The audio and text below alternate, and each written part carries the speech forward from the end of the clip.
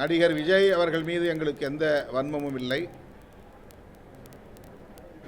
அவரை கைது செய்ய வேண்டும், சிறைப்படுத்த வேண்டும் என்று நாங்கள் வலியுறுத்தவில்லை. ஆனால்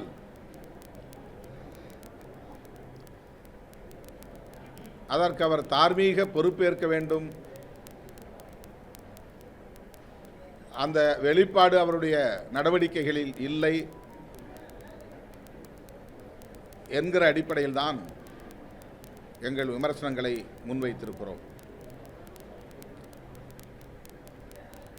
தமிழ்நாடு அரசு அல்லது தமிழ்நாடு காவல்துறை நேர்மையாக இந்த பிரச்சனையை அணுக வேண்டும், அவ்வாறு அணுகிக் கொண்டிருக்கிறது என்று நம்புகிறோம்.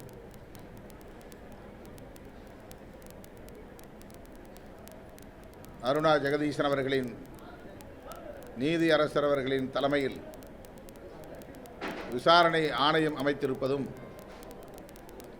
இப்போது காவல் உயரதிகாரி அஸ்ரா கார்க் அவர்களின் தலைமையில் ஒரு சிறப்பு புலனாய்வு குழுவை அமைத்திருப்பதும்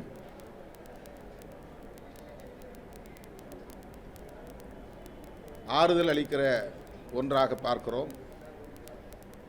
இதுபோன்ற நெரிசல் சாவுகள் இனி